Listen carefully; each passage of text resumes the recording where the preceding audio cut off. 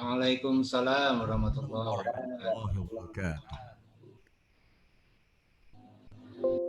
Innal hamdalillah nahmaduhu wa nasta'inuhu wa nastaghfiruh wa na'udzubillahi min syururi anfusina wa min sayyiati a'malina.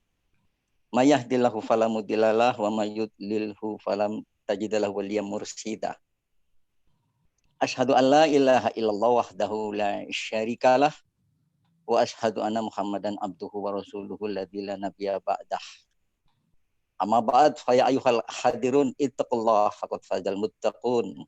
Ittaqullaha haqqa tuqatih wa la tamutunna illa wa antum muslimun. Bapak pemateri, Bapak Dr. Muhammad Rizkar, POG, Bapak Ketua Ikatan Tunanetra Muslim Indonesia wilayah Jawa Barat beserta jajarannya yang semuanya mudah-mudahan senantiasa dimuliakan oleh Allah Subhanahu wa Ta'ala.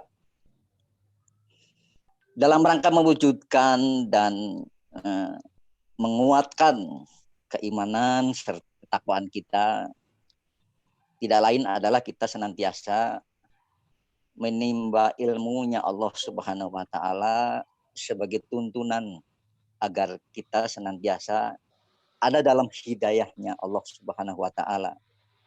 Amin. Kita bisa keluar min dulumati ilan nur, dari kegelapan menuju alam terang benderang. Tidak lain adalah syariat-syariatnya Allah yang telah difardukan. Bapak Ibu, saudara-saudara sekalian, jamaah Ikatan Tunanetra Muslim Indonesia Jawa Barat, juga barangkali ada teman-teman di luar Jawa Barat yang kebetulan masuk dalam 100 orang yang sebagai peserta di Zoom meeting, juga Radio Jam Bicara, serta YouTube. Yang pertama, yang kedua, jamaah dari pembicara kita, pemateri kita, Bapak Muhammad Rizkar.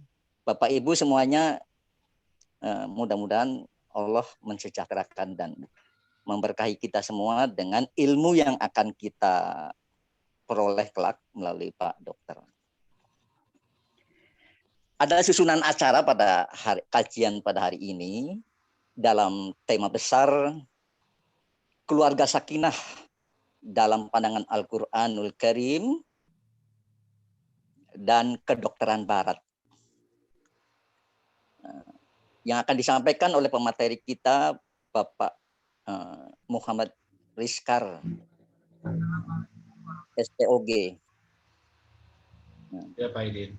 Yang kemudian akan dilanjutkan, maaf sebelumnya dibacakan, dikumandangkan pembacaan ayat suci Al-Quran oleh Bapak Muhammad Abdurrahim dari daerah Cirebon, yang dilanjutkan dengan prakata penyampaian sambutan dari Bapak Ketua Ikatan Tunanetra Muslim Indonesia wilayah Jawa Barat.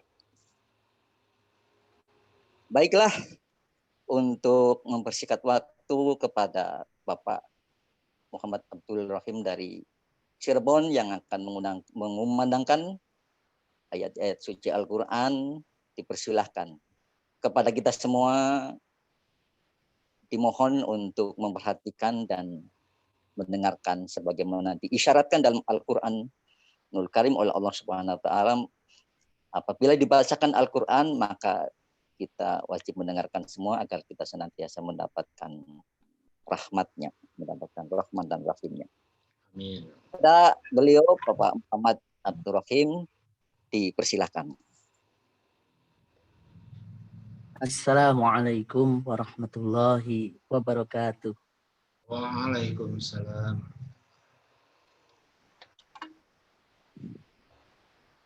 A'udzu billahi minasy syaithanir rajim.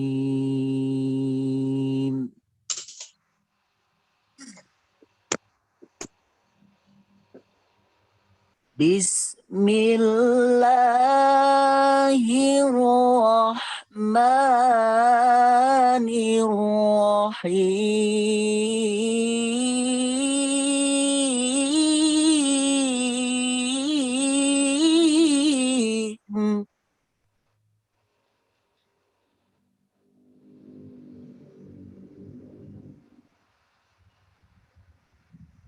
وَلَقَدْ خَلَقْنَا الْإِنسَانَ مِنْ سُلَالَةٍ مِنْ طِينٍ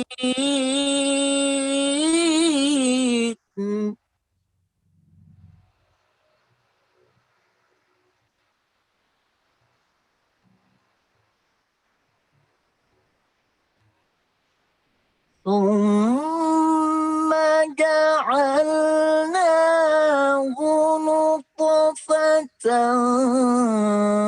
في قرار مكين.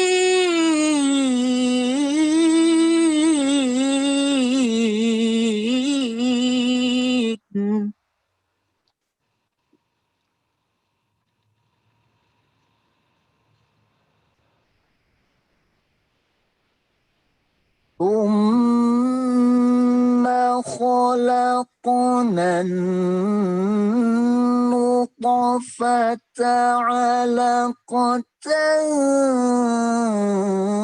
فخلقنا العلقة مضغة فخلقنا المضغة عظاما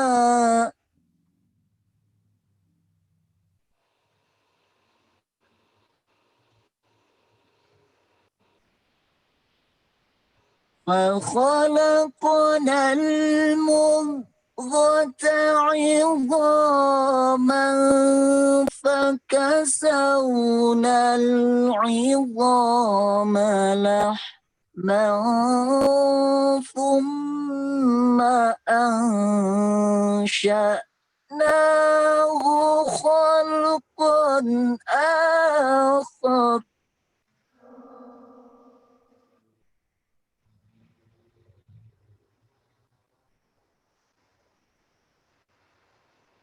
فتبارك الله أحسن الخالقين.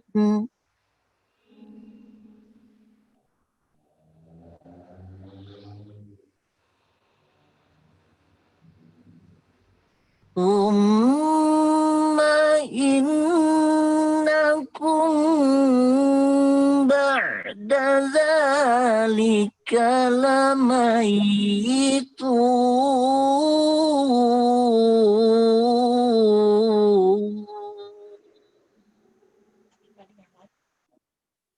صدق الله العظيم.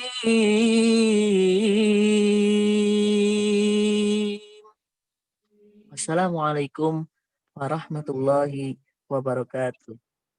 Waalaikumsalam. Waalaikumsalam warahmatullahi wabarakatuh. Semoga Mas Muhammad Abdurrahim sebagai pembaca dan kita semua yang mendengarkannya mendapatkan rahmat dan ridho dari Allah Subhanahu wa taala. Baiklah, menginjak pada acara berikutnya. Maaf tadi Mas Abdurrahim membacakan surat Al-Mu'minun ayat 12 sampai dengan ayat 14 kalau tidak salah ya. Pak Dokter pasti sangat terkesan karena ini sangat relevan dengan profesi beliau. Selanjutnya sambutan ayat 15. Ikatan Tunanetra Muslim Indonesia Jawa Barat, Al Ustadz Happy Septian SAG. Perlu diperkenalkan karena ada saudara-saudara kita juga di dari luar jamaah Ikatan Pendamping Muslim Indonesia. Beliau Pak Happy Septian adalah staf fungsional di BLBI, Bapak-bapak, Ibu-ibu. BLBI itu bukan Bank Indonesia ya, tapi Balai Literasi Braille Indonesia gitu.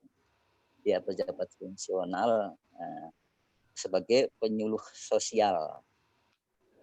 Begitupun beliau juga sebagai pengemban dakwah juga gitu, sering menyampaikan risalah-risalah Allah dan Rasulnya. Kepada beliau, Bapak Happy Septian SAG, dipersilahkan. Bismillahirrahmanirrahim. Assalamualaikum warahmatullahi wabarakatuh. Waalaikumsalam. Alhamdulillahilladzi anzala as-sakinata fi qulubil mu'minin liyazdadu imanan ma'a imanihim. Ashhadu an la ilaha illallah wahdahu la syarika lah wa ashhadu anna Muhammadan abduhu wa rasuluh la nabiyya ba'dah. Allahumma salli wa sallim wa barik ala nabiyyina wa qudwatina wa uswatina sayyidina Muhammad sallallahu alaihi wasallam wa ala alihi wa ummatihi ila yaumil qiyamah. Ayyuhal ikhwah, usikum wa nafsi bitaqwallah la'allakum tuflihun. Amma ba'd, qala Allah ta'ala fil Qur'anil Karim, a'udzu billahi minasy syaithanir rajim. Ya ayyuhan nasu inna khalaqnakum min dzakarin wa untha wa ja'alnakum syu'uban wa qabaila lita'arafu inna akramakum 'indallahi atqakum innallaha alimun khabir. Thumma qala Allah ta'ala fi Qur'an aidan,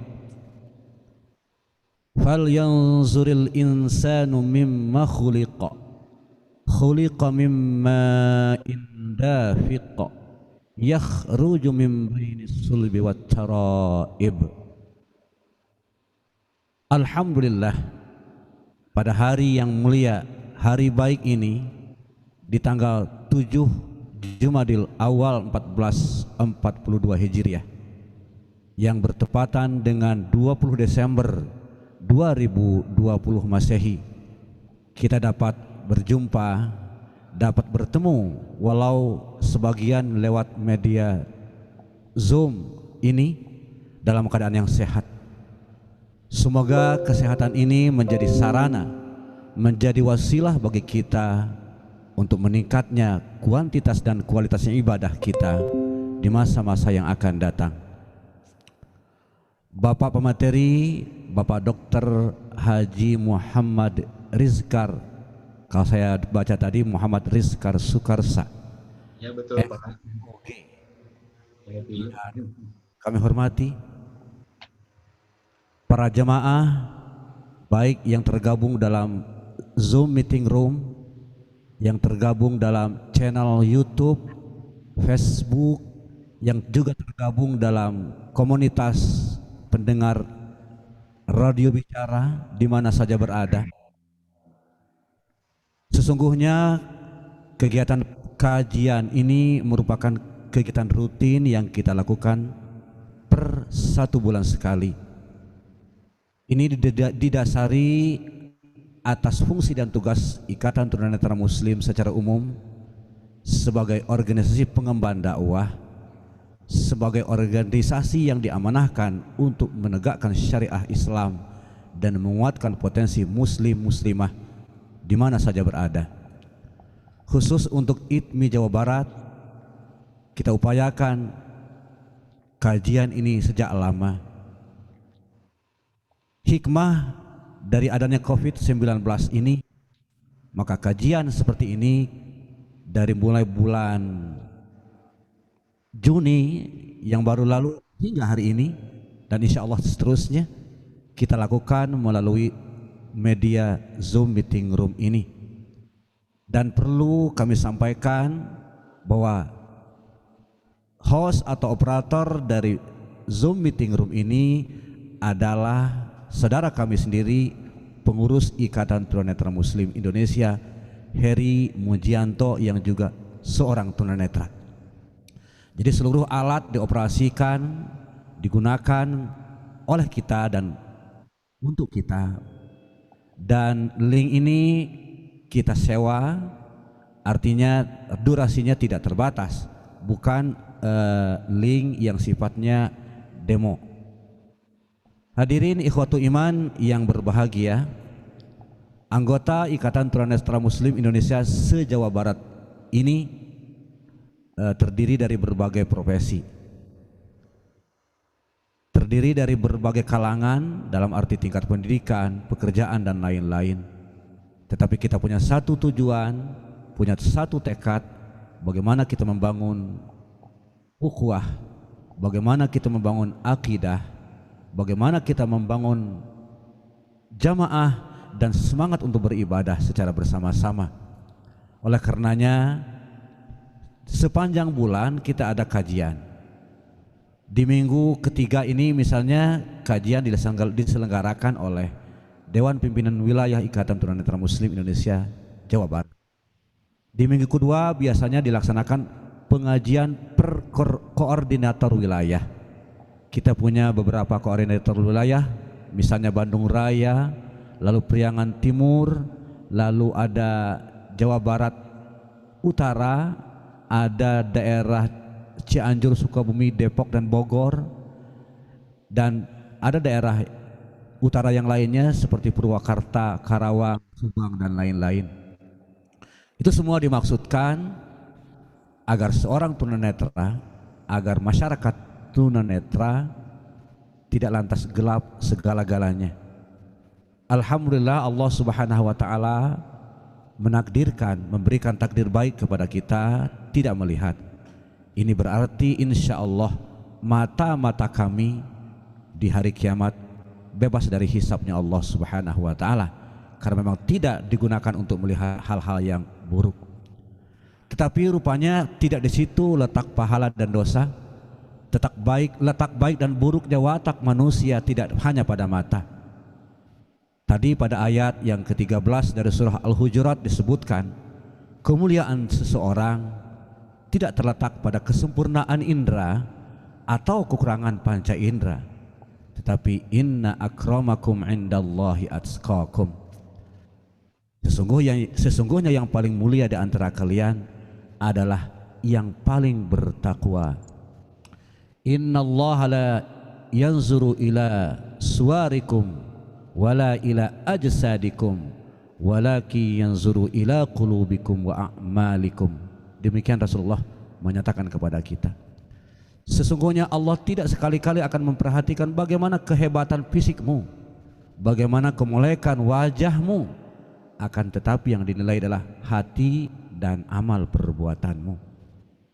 Bagi kita yang pada hari ini Allah takdirkan sebagai orang buta, sebagai orang tunanetra, maka jangan sampai kebutaan itu terbawa sampai ke negeri akhirat.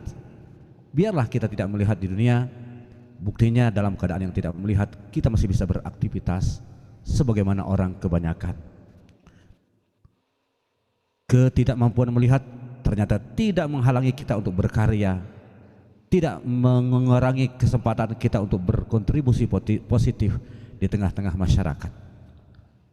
Tetapi kalau buta di akhirat, maka sungguh adalah kehinaan, adalah sebuah kenistaan.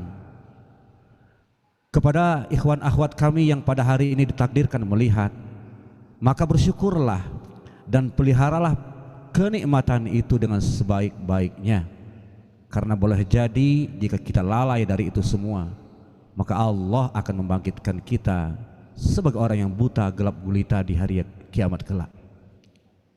Wa man a'rada an dzikri fa inna lahu ma'isyatan danka wa nahsyuruhu yaumal qiyamati a'ma.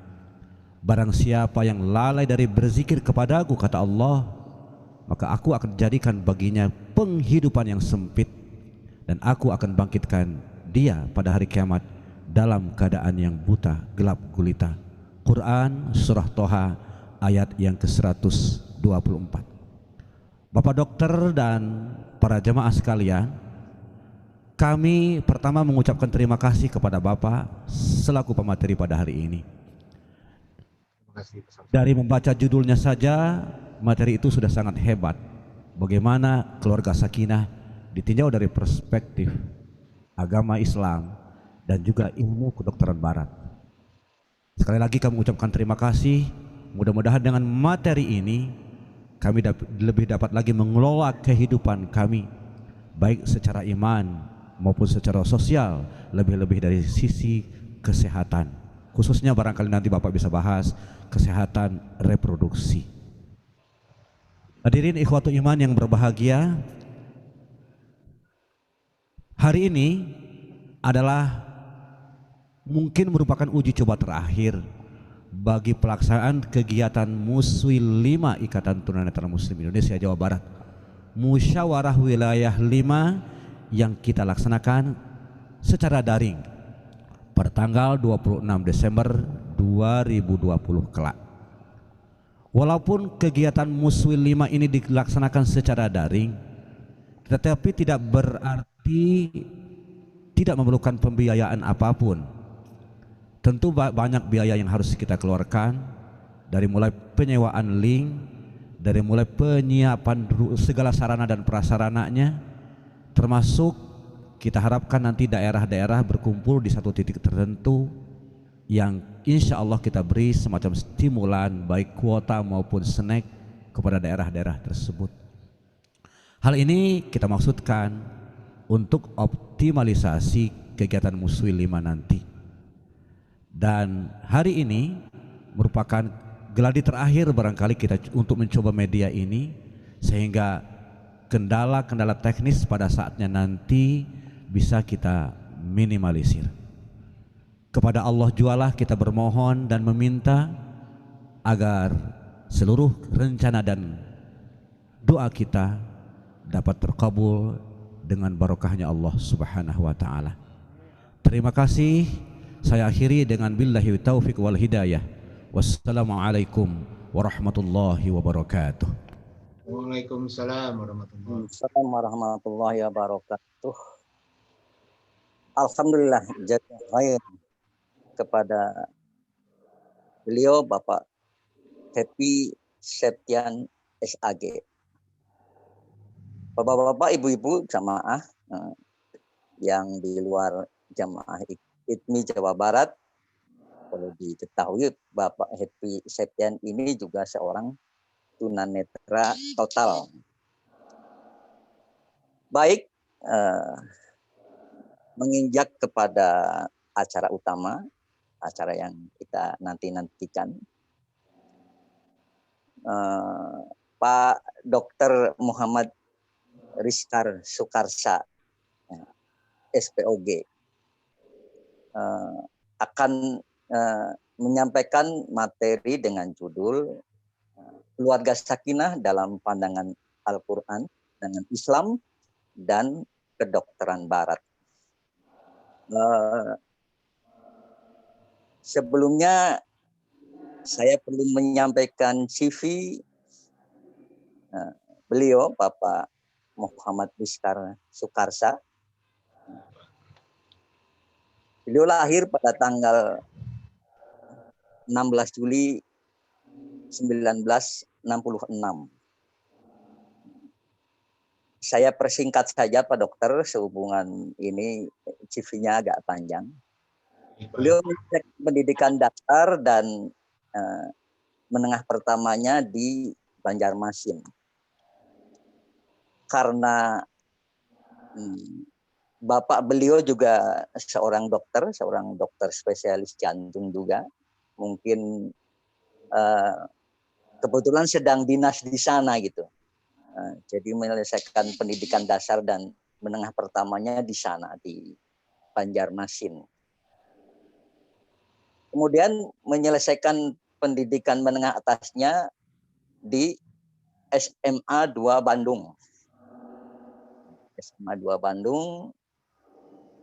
lalu melanjutkan ke FK Fakultas Kedokteran Universitas Padjadjaran Bandung, Jawa Barat,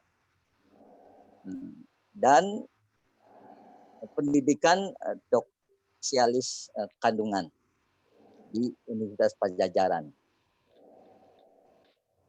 Lalu melanjutkan di konsultan FKUI Universitas Indonesia dan Rumah Sakit Cipto Mangunkusumo Jakarta. Pada tahun 2015 melanjutkan S3-nya di Unpad kembali sampai sekarang. Itu mungkin riwayat perjalanan pendidikan secara singkat. Tapi data CV-nya mungkin perlu saya lengkapi. Mungkin beliau juga pernah melakukan studi banding ke Mesir gitu ya. Waktu itu ada obrolan dengan saya. Saya bersahabat dengan beliau ya, sangat intens sejak tahun 2000. Jadi sudah 20 tahun yang lalu. Beliau dikaruniai 3 orang anak. Satu juga sudah menjadi dokter dinas di Rumah Sakit Daerah Majalengka. Baru ini ya, masih baru sekali. Mbak Sila, adik Mbak Sila, Mas Abi juga sedang menempuh pendidikan dokter ya. Di Cimahi sini, di Bandung juga ya. Beliau sekarang menyampaikan materinya dari Klinik Utama Lembang, Bandung sebagai rumah sakit bersalin, sekaligus sebagai ownernya rumah sakit itu di Lembang.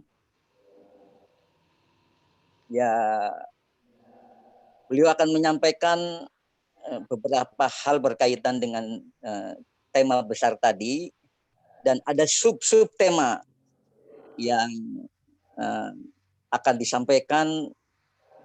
Mungkin ini bukan sesuatu yang vulgar, tabu, dan lain-lain, tapi ini ilmu pengetahuan yang terus terang aja Pak Dokter, kami jarang sekali memperoleh ilmu-ilmu itu. Dari banyak, dari pergaulan kita selama ini, saya terlalu banyak menimba ilmu dari Pak Dokter, sekalipun kita juga saling berbagi gitu ya. Mungkin ada sedikit atau sekelumit sekali dari saya, tapi dari Pak Dokter ya cukup banyak sekali ilmu itu. Tolong sampaikan Pak Dokter, sub-sub tema itu yang penting-penting itu. Bagaimana kita berhubungan suami istri baik lahir maupun batin secara sehat gitu ya. Dan itu ternyata betul-betul menyehatkan gitu. Itu bagaimana baiknya. Itulah CV atau kurikulum vitae beliau Bapak Dokter Muhammad Rizkar. Terakhir dia bekerja di staf divisi urologi rekonstruksi Rumah Sakit Hasan Sadikin dan staf pengajar di FK Fakultas Kedokteran Universitas Padjadjaran di bidang kebidanan.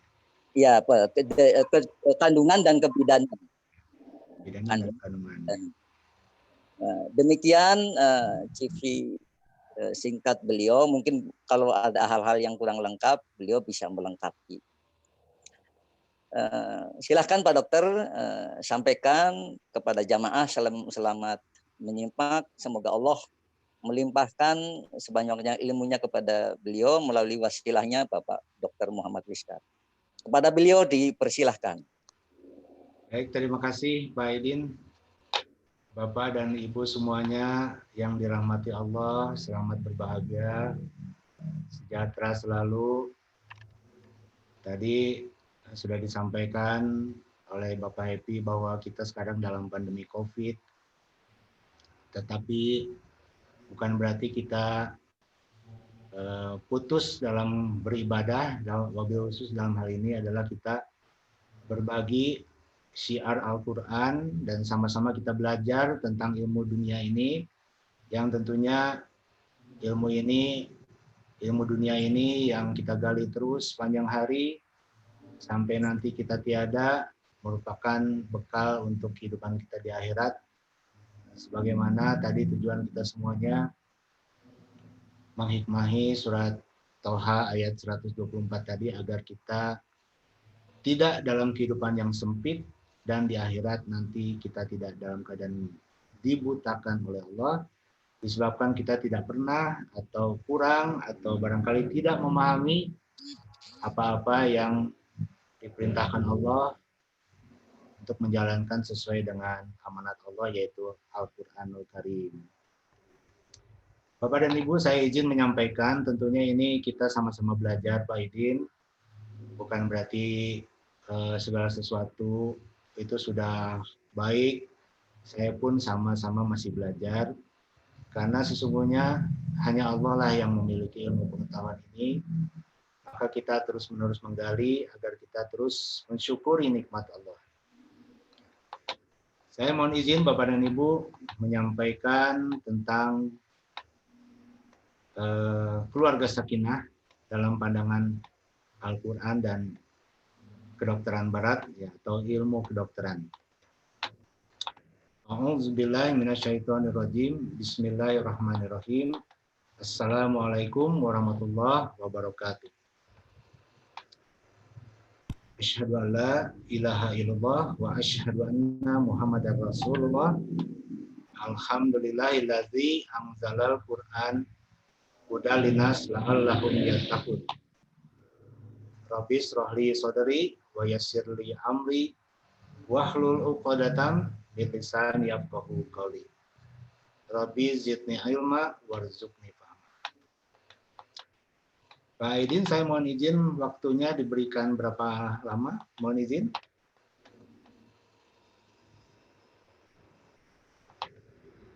Ya, Pak Aidin, mic-nya boleh di-unmute dulu.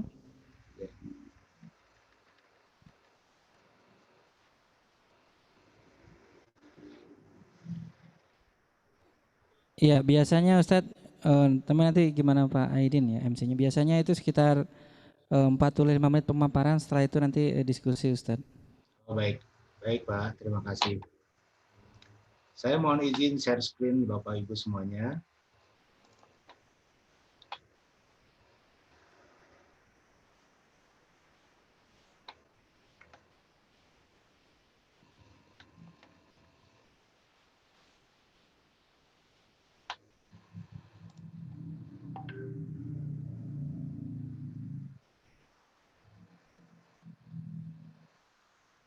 Tadi setelah disampaikan di awal bahwa kita adalah makhluk yang diciptakan oleh Allah, ya, dan tentunya diberi ilmu, diberi akal, diberikan pedoman yang tentunya harus kita laksanakan sebagaimana mestinya. Mohon maaf sebentar.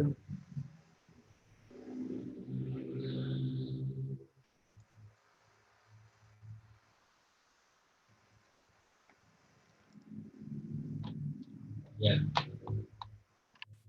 Kalau kita mengkaji di dalam Al-Quran tentang keluarga sakinah itu ada beberapa ayat yang bisa sebagai dasar. Ya. Mohon izin, ini pendahuluan. Ya. Kita simak di surat An-Nisa ayat 1, ya, yang artinya, hai sekalian manusia, bertakwalah kepada Tuhanmu yang telah menciptakan kamu dari diri yang satu, dan daripadanya Allah menciptakan istrinya. Dan daripada keduanya Allah memperkembangkan biak laki-laki dan perempuan yang banyak. Dan bertakwalah kepada Allah dengan mempergunakan namanya. Kamu saling meminta satu sama lain. Dan peliharalah hubungan silaturahim. Sesungguhnya Allah selalu menjaga dan mengawasi kamu. Jelas bahwa di sini yang namanya kehidupan berumah tangga tujuannya adalah agar menjadi orang yang takwa.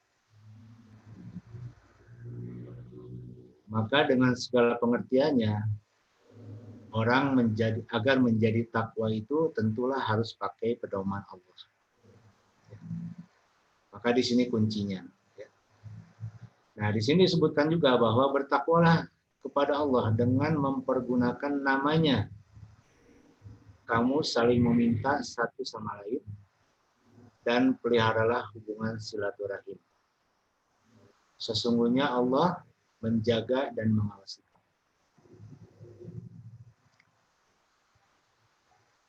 Jadi ketika kita bertakwa, diperintah bertakwa kepada Allah, tentulah Al-Quran itulah jalan menuju ketakwaan itu dengan sunnah Rasul semuanya, sehingga kita berada di jalan yang lurus.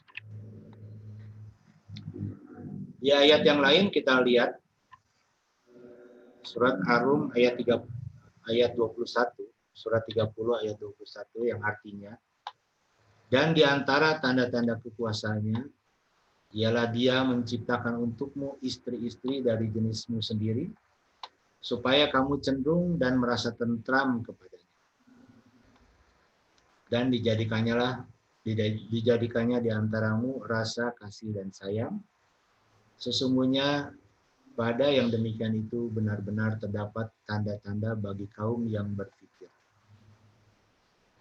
Quran surat Ar-Rum ayat 21. Maka barang tentu Bapak dan Ibu, ketika kita diperintahkan oleh Allah menjadi orang yang takwa, tadi disampaikan pada pembukaan tentang keluarga sakinah, diantaranya yaitu surat At-Tahrim ayat 6. Di sini, hai orang-orang yang beriman, selalu bahasanya itu ya ayyuhalladzina amanu qu anfusakum wa ahlikum nar. Ya, jadi kita diperintah untuk memelihara diri dari api neraka. Artinya kalau kita kaitkan dengan surat 4, surat An-Nisa ayat 1 tadi, sementara kita diperintahkan takwa, tentunya berbanding lurus ketika kita diperintahkan masuk surga. Di sini Allah memerintahkan pelihara diri kita dari api neraka. Artinya apa? Jangan sampai kamu tidak bertakwa, sehingga kamu masuk neraka. Maka kecelakaan besarlah buat kita. Nah, tentunya dalam kehidupan berkeluarga ini, tentunya dipimpin oleh imam suami, kemudian istrinya, dan anak-anaknya itu menjadi satu kesatuan dalam rangka menjadi keluarga yang takwa.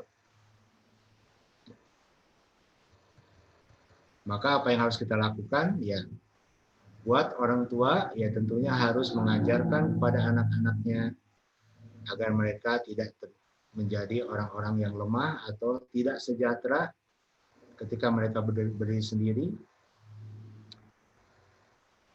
Maka diperintahkan lagi, hendaklah mereka bertakwa kepada Allah dan hendaklah mereka mengucapkan perkataan yang benar.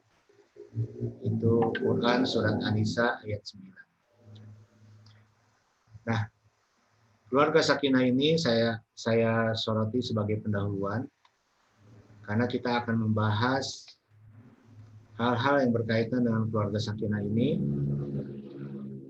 Kita lihat dari sudut pandang kedokteran. Jadi saya mohon izin menyampaikan dulu tentang kedokterannya. Nanti kita kaitkan semuanya dengan ayat-ayat Al-Quran sehingga menjadi pemahaman yang sempurna, insya Allah. Bapak dan Ibu, memang kita dijadikan oleh Allah tubuh kita ini dengan berbagai macam organ, wabil khusus otak manusia itu, di mana di situ ada cerebrum atau otak besar.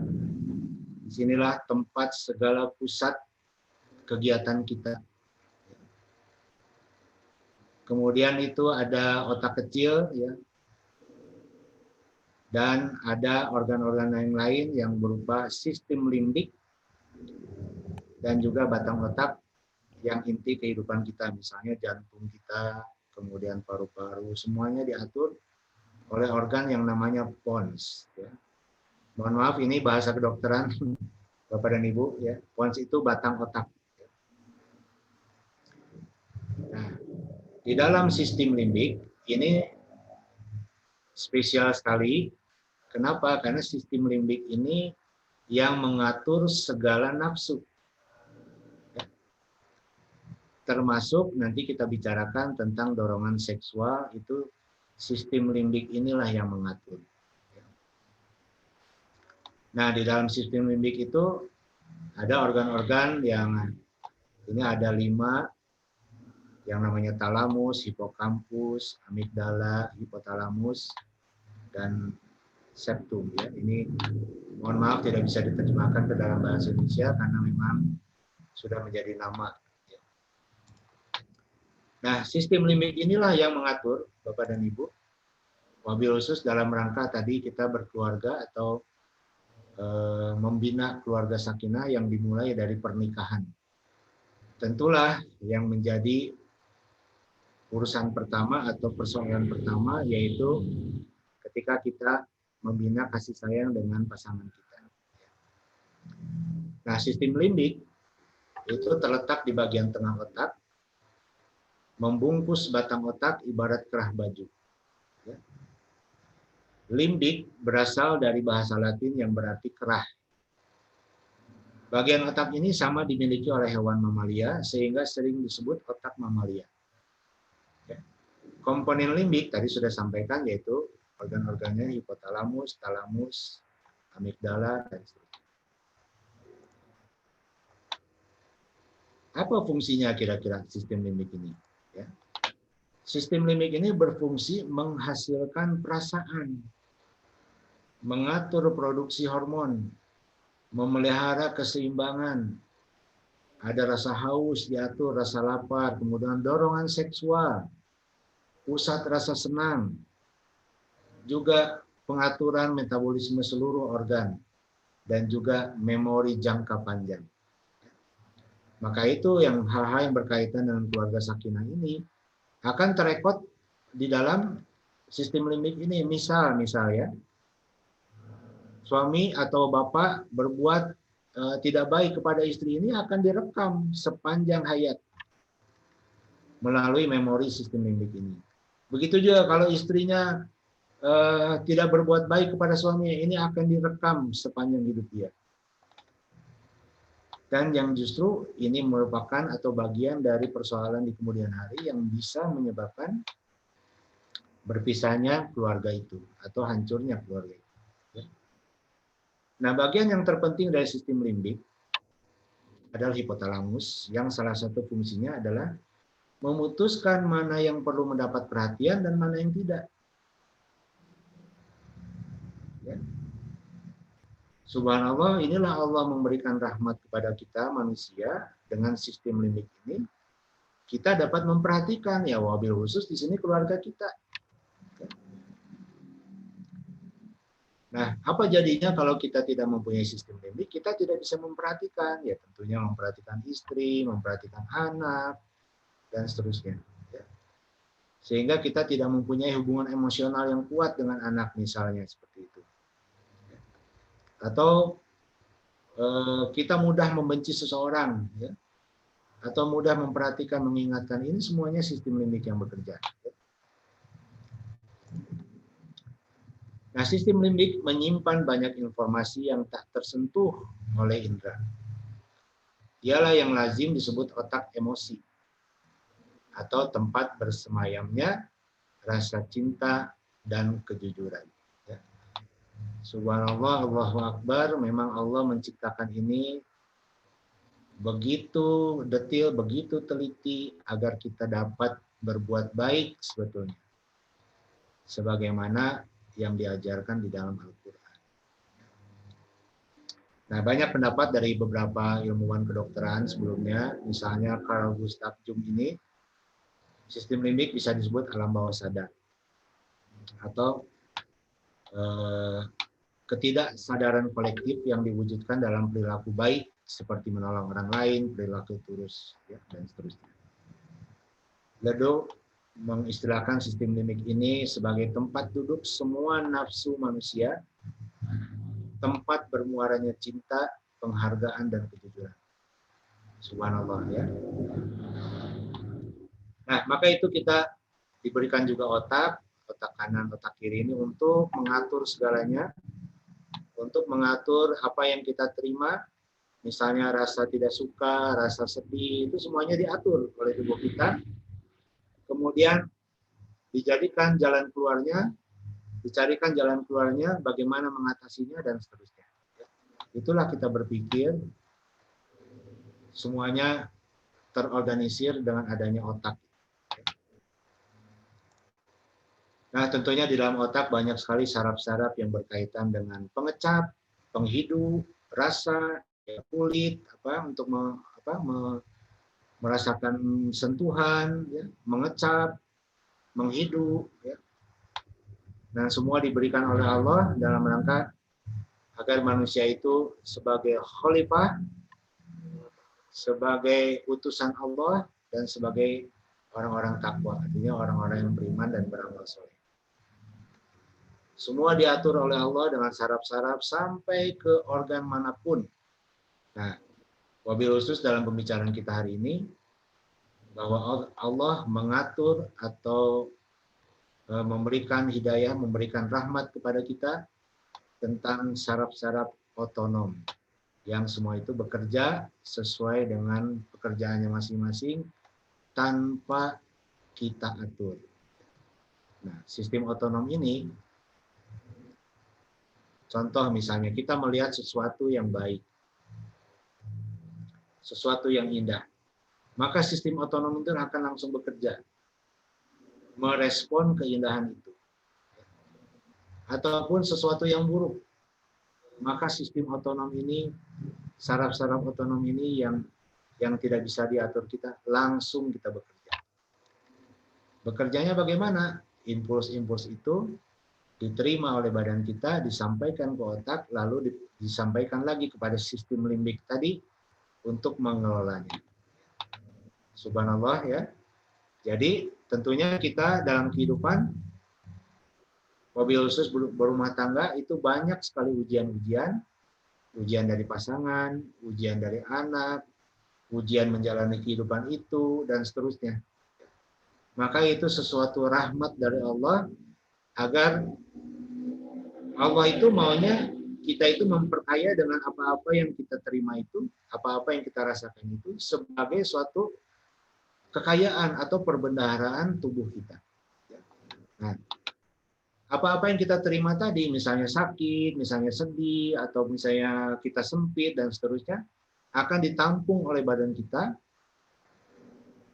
Dan ketika kita mempelajari Al-Quran, maka oleh Allah akan di-mix, itu akan menjadi suatu ilmu pengetahuan yang dalam, maka kita bisa bersabar, maka kita bisa berbuat dengan bijaksana, sehingga kita semuanya dapat memenuhi kriteria orang yang beriman dan beramal soleh. Ya, dan semuanya tentunya saraf-saraf yang disampaikan ke seluruh organ ini, semuanya bekerja dalam rangka kita membentuk keluarga sakinah mawaddah warahmah. Nah, itulah ilmu dasar yang diberikan atau dijadikan oleh Allah sebagai perangkat kehidupan kita dalam menghadapi kehidupan. Wabil khusus ini ujian-ujian yang akan diturunkan oleh Allah sendiri. Ujian itu bukan yang lain yang menguji. Misalnya kok pasangan menguji, bukan pasangan yang menguji, tapi Allah yang menguji melalui pasangan. Nah, di sini nanti kita bisa diskusi banyak tentang hal itu. Misalnya nanti dalam keluarga, dalam persoalan hubungan seksual nanti kita bahas lebih dalam. Nah, saya akan menyampaikan tentang bagaimana sih kehidupan seksual itu. Sebagai awal dari kehidupan, tentunya kita pasti menghadapi kehidupan seksual ini. Ada 5 faktor yang mempengaruhi perilaku seksual. Yang pertama yaitu dorongan seksual. Yang kedua, keadaan kesehatan tubuh. Yang ketiga, psikis, ya, kejiwaan. Yang keempat, pengetahuan tentang seksual itu sendiri. Ya. Yang kelima, pengalaman seksual sebelum-sebelumnya. Tentunya 5 faktor ini semuanya saling terkait, dan sebagai dasar untuk kita memahaminya, tentunya kita harus tahu sistem reproduksi, ilmu biologi atau ilmu faal. Kita harus tahu tentang etik, moral, dan sosiologi ya. Nah, poin nomor 3 ini kita garis bawahi, kita pakai Al-Quran sebagai pedoman dari Allah. Kita lihat Bapak dan Ibu, dorongan seksual itu apa sih yang mempengaruhinya? Tentunya yang pertama hormon seksual, yaitu testosteron. Nah, mungkin Bapak dan Ibu banyak beranggapan testosteron ini milik laki-laki saja. Tetapi ternyata tidak Bapak dan Ibu. Testosteron ini dimiliki juga oleh wanita. Maka itu dorongan seksual ini akan tumbuh, akan dijadikan oleh Allah baik untuk laki-laki maupun untuk perempuan. Maka itu pertemuan laki dan perempuan itu ketika Allah menggerakkan hormon testosteron ini sehingga mereka bertemulah. Begitulah kira-kira. Nah, kemudian faktor psikis yang lain yaitu ya faktor kejiwaan. Nah, disinilah yang banyak sekali problematikanya. Ya, psikisnya ya banyaklah, mungkin apalah capek lah atau tidak suka atau apalah, semuanya bercampur aduk di situ. Ya. Kemudian kondisi kesehatan fisik. Nah, ini sangat mempengaruhi juga. Tadi pengalaman seksual sudah dijelaskan, disinggung sedikit. Ternyata pengalaman seksual sebelumnya ini hati-hati bisa berdampak buruk kalau dia memang buruk sebelumnya, atau mungkin bisa berdampak baik ketika mereka mengalami atau berpengalaman sebelumnya dalam keadaan baik. Tadi disampaikan ternyata hormon yang berperan untuk dorongan seksual itu yaitu androgen dan estrogen untuk wanita. Ya. Androgen ini sama testosteron yang nanti dirubah. Androgen ini akan dirubah menjadi testosteron. Kemudian estrogen ini yang berperan pada fungsi vagina nanti. Ya. Nanti kita akan lihat. Nah, dorongan dasar secara biologis tadi ternyata munculnya dari sistem limbik, Bapak dan Ibu. Sistem limbik ini yang mengatur berdasarkan informasi yang masuk. Misalnya, kita melihat wanita dari mata kita, dari mendengar dari suaranya, telinga semuanya, bersentuhan, semuanya akan direport ke dalam sistem limbik ini, diatur sehingga sistem limbik ini mengeluarkan hormon-hormon tertentu, jadilah itu suatu perilaku seksual.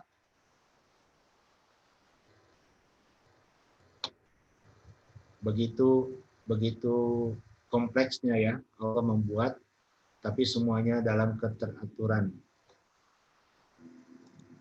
Nah, peranan hormon testosteron tadi tentunya dimulai dari otak, organ-organ seksual, tulang, otot, lemak, dan semuanya ternyata dipengaruhi oleh hormon testosteron. Maka itu kalau wanita juga tidak mempunyai hormon testosteron, ya, organ-organ tadi tidak dapat terpelihara sesungguhnya. Jadi subhanallah, wanita itu mempunyai testosteron dan juga mempunyai hormon wanita. Sedangkan laki-laki tidak mempunyai hormon wanita. Ini perbedaannya Bapak dan Ibu. Ya. Oke, kita lanjutkan dulu.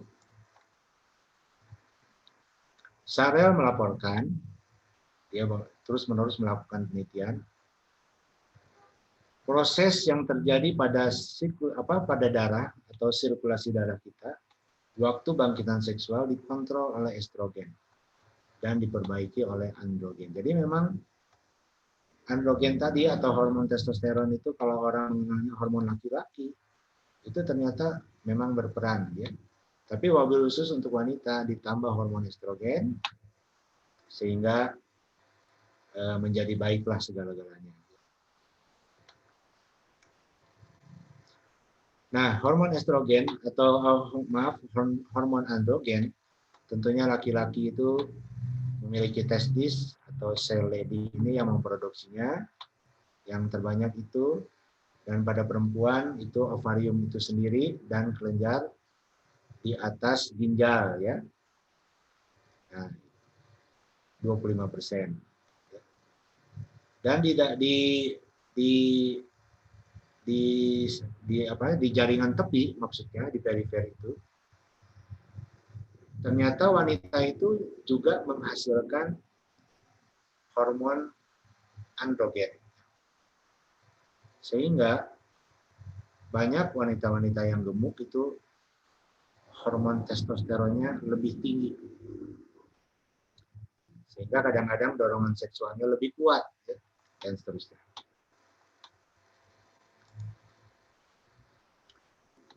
Nah, kemudian lanjutannya produksi androstenedion atau nanti yang akan menjadi testosteron ini pada wanita tadi sudah disebutkan, kelenjar adrenal sudah, dan hampir semua diproduksi di kelenjar adrenal. Ya, ini ilmu saja.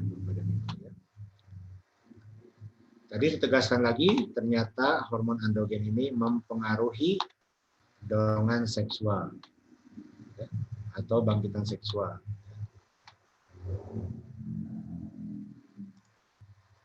Nah, kita lihat perbedaan laki-laki dan perempuan dalam rangka naluri seks itu. Ternyata memang pada laki-laki itu naluri seksnya memang kuat. Ya. Perangsangannya cepat pada alat kelamin dan mudah menjadi orgasme atau ejakulasi.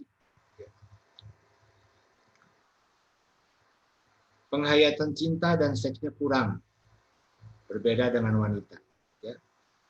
Kalau wanita itu ingin menerima cinta dan ingin merasakannya selama-lamanya. Maka biasanya kalau wanita yang berhasil dalam melakukan seksualnya, berakibat rasa cinta yang mendalam.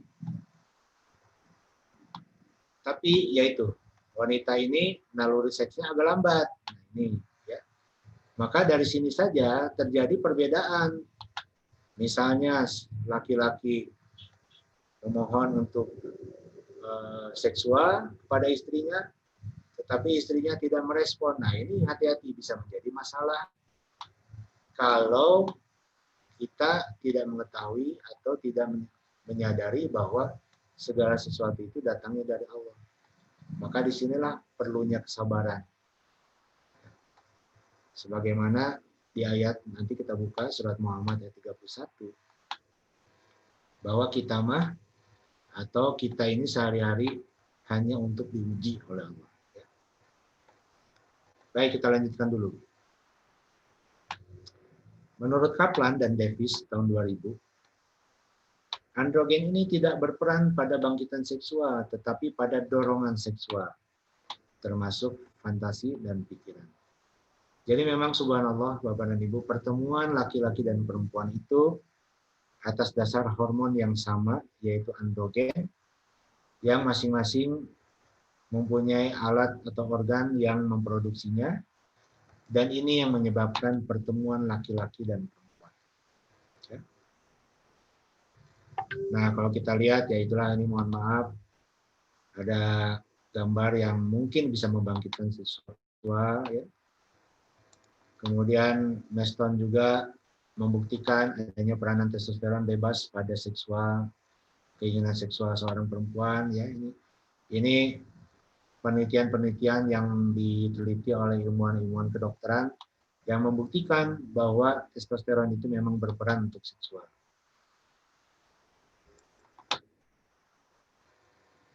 Kalau kita bandingkan antara perempuan dan laki-laki, libido itu keinginan seksual ya, atau dorongan kuat ya. Biasanya pada wanita itu pada masa reproduksi sampai umur 35.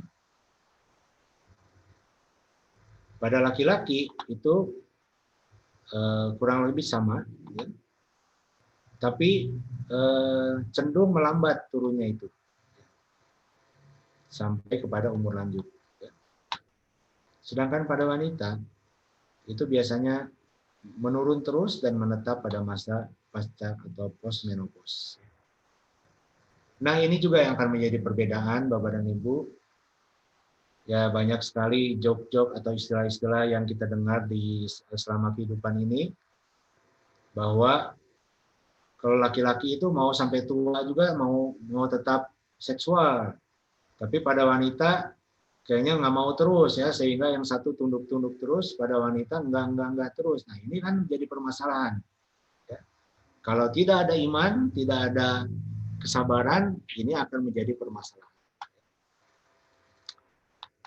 Baik, Bapak dan Ibu, sampailah pada seksual respon atau respon seksual. Nah, ini pertama kali disampaikan konsep ini sebetulnya oleh Kaplan, ya, tahun 76. Konsep Master Johnson ini sebetulnya hanya pembaharuan saja dari apa yang disampaikan oleh Kaplan. Mari kita lihat satu persatu, ya, yaitu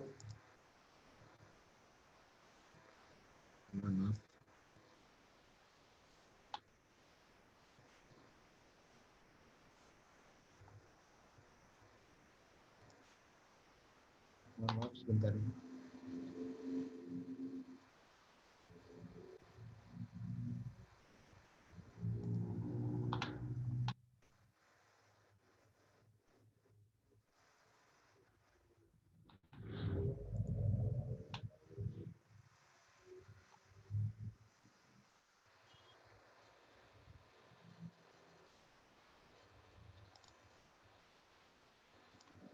Ya.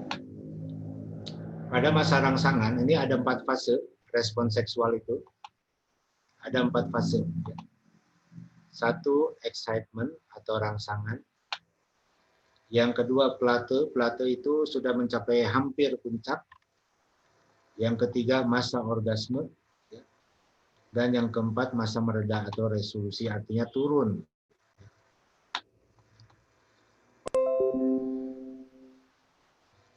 Nah, apa yang terjadi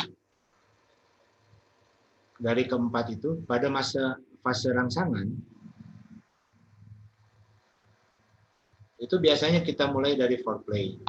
Ini mohon maaf ya, ini tentunya semuanya dapat menerima, ya, artinya materi dewasa ini.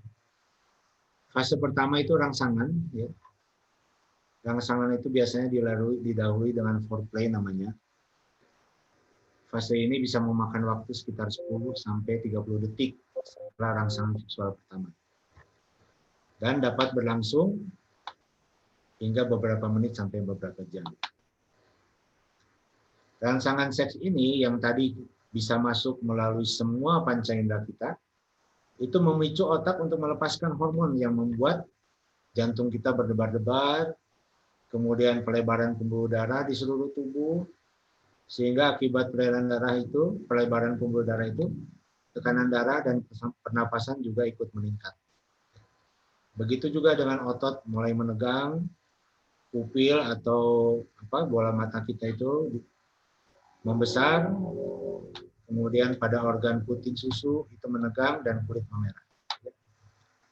Apa yang terjadi pada fase ini untuk pria?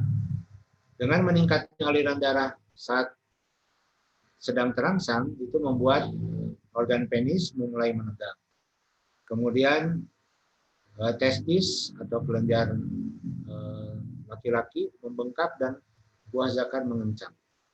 Saat inilah organ penis mulai mengeluarkan cairan praejakulasi. Itu tanda bahwa laki-laki sudah terangsang. Bagaimana terhadap wanita? Tentunya mirip dengan yang terjadi pada pria, aliran darah makin deras, makin dalam, tubuh wanita membuat vagina menjadi bengkak dan melebar, disebabkan semua aliran darah bekerja di situ.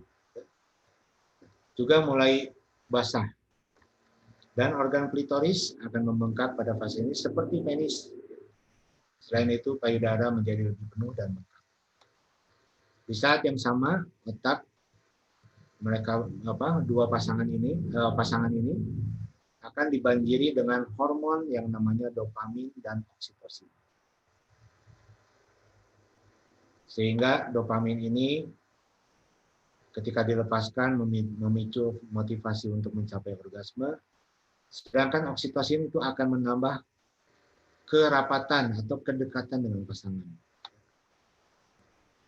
Pada fase kedua atau fase stabil mendekati orgasme, jika rangsangan masih terus berlanjut tanpa ada gangguan, Anda akan memasuki fase plateau atau fase menetap, di mana gairah akan dirasakan semakin memuncak, terasa paling kuat, yang biasanya pada fase ini melakukan penetrasi.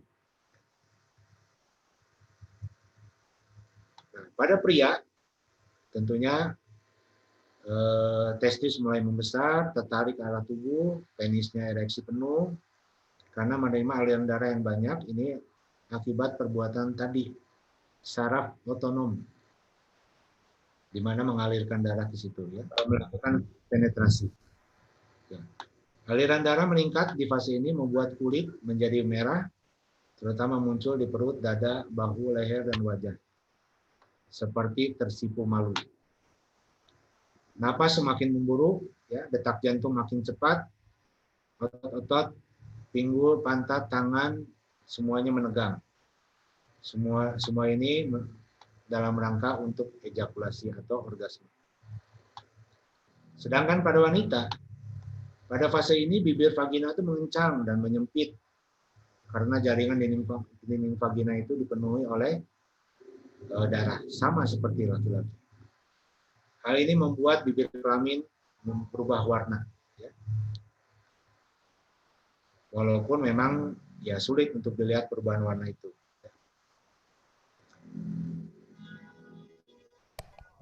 Nah, ini perbedaannya antara yang wanita yang sebelum dan sudah punya anak, memang yang satu menjadi merah, yang satu menjadi agak kebiruan. Dan klitoris sangat-sangat sensitif dan mungkin sakit kalau disentuh. Dan sama pada fase ini, napas, jantung wanita juga menjadi lebih cepat, otot-otot mulai menegang dan mempersiapkan tubuh untuk orgasme.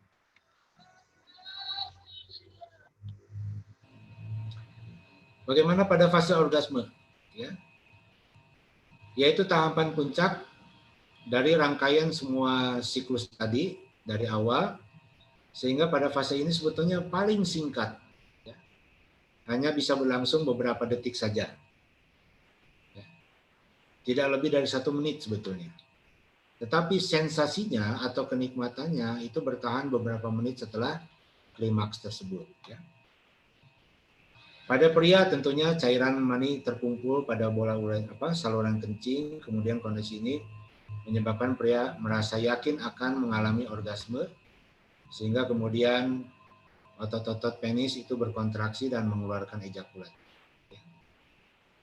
Pada wanita sama seperti itu, terjadi pengencangan dinding vagina, semuanya seperti ada kontraksi berirama, terutama bagian vagina bagian depan, seperti berirama. Dan pada wanita mengeluarkan cairan.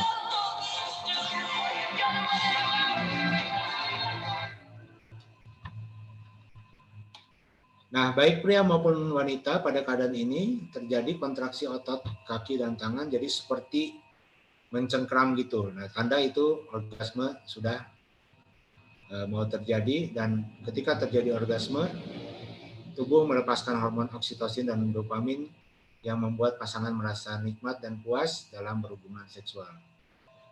Maka tidak heran bila keadaan ini berhasil, kedua pasangan ini akan terus menjadi intim dan ingin terus dekat setelah hubungan seksual. Maka itulah rahmat dari Allah. Maka itulah Allah memberikan kasih sayang kepada kita dengan organ-organ yang telah diciptakan oleh Allah, dengan jiwa-jiwa kita, dengan hati-hati kita, dengan iman, sehingga semuanya menyadari bahwa itu datangnya dari Allah. Ya. Nah, pada fase pemulihan, ya akan kembali seperti biasa, yang tadinya jantung berdebar akan turun, juga pada wanita seperti itu, ya. Otot-otot akan rileks kembali. Kemudian biasanya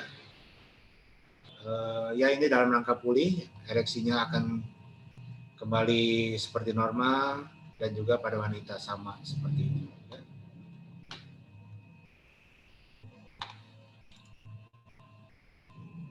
Nah, jadi Bapak dan Ibu,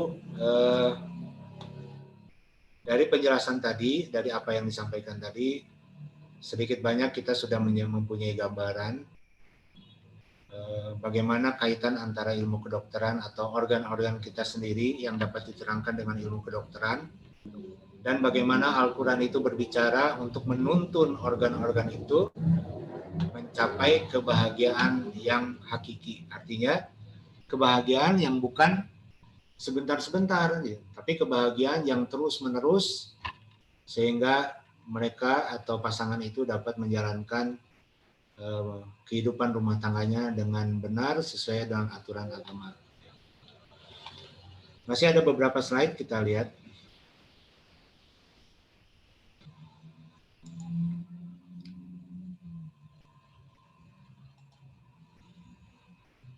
Ya, tadi setelah masa orgasme, nah ini bedanya Bapak.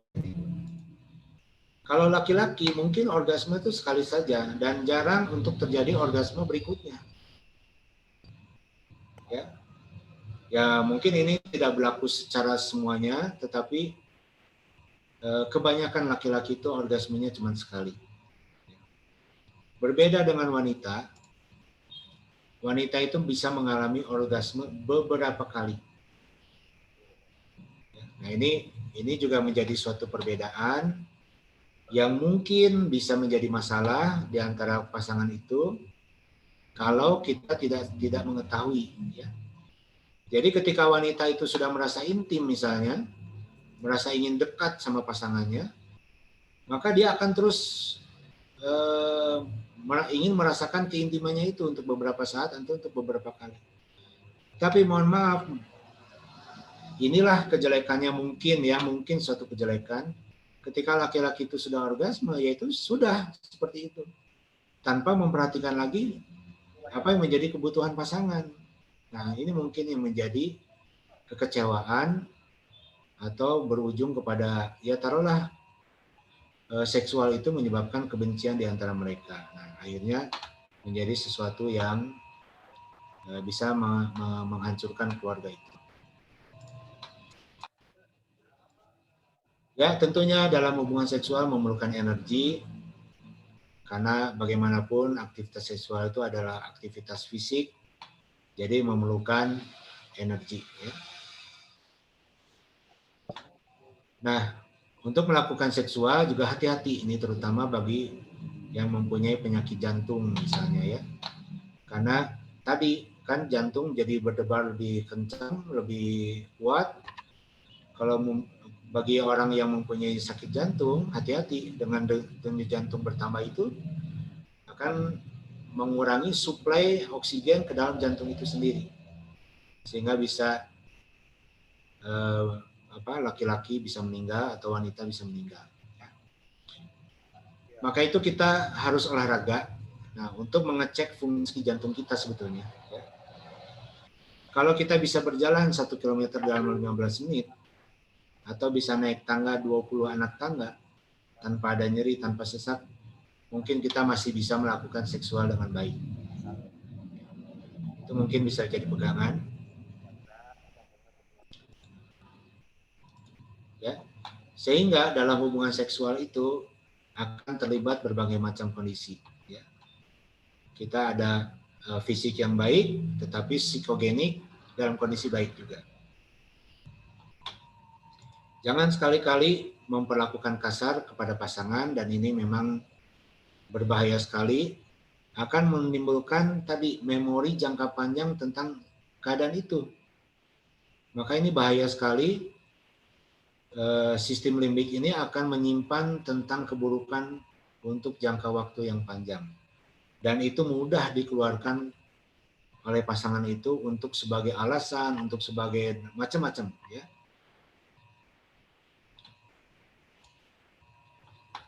Ya. Nah, ini yang tadi saya sampaikan, bahwa laki-laki itu hampir selalu orgasme, tapi hati-hati, wanita itu tidak selalu orgasme. Dan ini bahayanya di situ. Maka itu dalam menyeimbangkan kepuasan seksual ini perlu dilakukan bersama-sama. Nah, kalau laki-laki mungkin sifatnya tergesa-gesa, nah, sedangkan perempuan lambat responnya. Hati-hati. Orgasme tidak terjadi pada wanita, juga pada laki-laki merasa ketika ejakulasi itu dalam keadaan tidak menerima respon yang maksimal. Misalnya tadi ketika wanita itu ejakulasi, maka vagina itu akan diliputi atau ditambah darahnya, sehingga mungkin akan bertambah sempit, akan bertambah panas, dan seterusnya, sehingga mendapatkan kepuasan yang maksimal. Ya.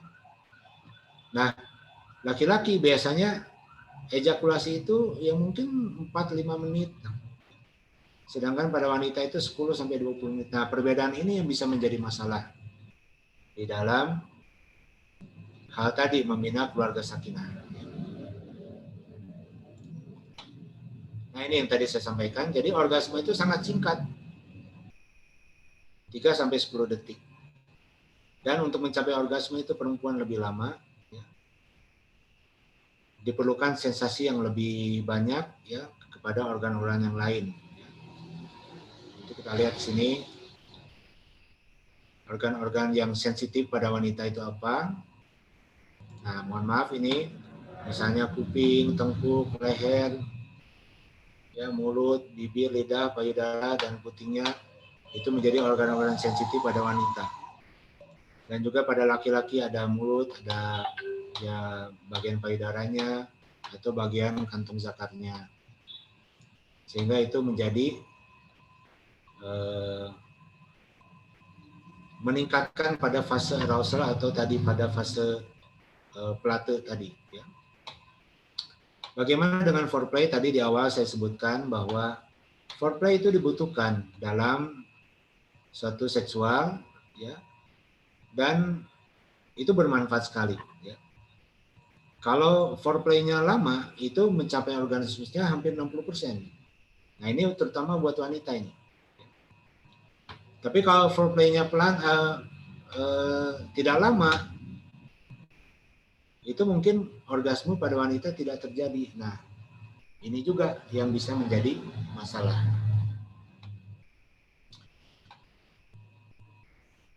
Ya, perubahan-perubahan terbesar pada fase orgasme tadi, hati-hati denyut jantung meningkat, tensi naik, ya, pernapasan naik. Nah, ini hati-hati.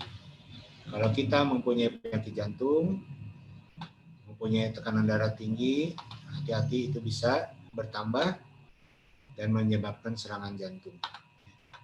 Ini aspek klinis atau permasalahan secara fisik dalam rangka hubungan seksual tadi. Ya. Nah, Bapak dan Ibu, itu sedikit cerita tentang kedokteran yang tentunya tidak lepas dari ilmu Al-Quran, ya, yang bisa menjadi suatu dasar atau review lah barangkali yang sudah mengetahui, mengingatkan kembali bahwa antara laki-laki dan wanita itu memang berbeda dalam hal seksual. Ya. Dan ini harus sama-sama menyadari bahwa inilah ciptaan Allah, bahwa inilah fitrah dari Allah. Ya. Maka itu kalau kita bisa menyadari itu datang dari Allah, berarti kita bisa bersabar, ya. Bisa saling terus mengasihi, menyayangi, karena kasih sayang itu hanya milik Allah sesungguhnya. Jadi kalau ada laki-laki menyebutkan sayang itu ya bukan dari dia sebetulnya, itu dari Allah. Begitu juga wanita kalau nyebut sayang ya itu dari Allah, bukan dari wanita itu. Kenapa? Ya manusia itu hanya menerima rahmat Allah sesungguhnya, tidak yang lain-lain. Maka itu tadi surat 30 ayat 21 itu kenapa kita bisa tentram, kenapa bisa di dalam rahmat Allah dan seterusnya, itu semua akibat dari perbuatan kita. Artinya bagaimana kita menghikmahi kehidupan ini dengan Al-Quran. Dan banyak sekali ya, ujian-ujian yang dilaksanakan oleh Allah itu menyebabkan kita ini justru menyebabkan tidak sabar kalau kita tidak mengetahuinya, baik ilmu Al-Quran maupun ilmu kedokterannya. Mungkin itu dulu Pak Aidin. Mudah-mudahan nanti pada diskusi kita bisa dapat gali lagi lebih banyak, terutama berkaitan dengan ayat-ayat Al-Qurannya. Ya, tadi saya sampaikan belum banyak. Nanti kita gali berdasarkan persoalan-persoalan, mudah-mudahan insya Allah. Sementara demikian dulu Pak Aidin, dikembalikan silakan.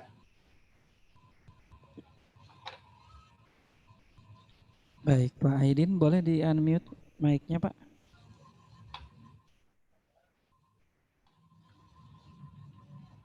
Bapak Aidin?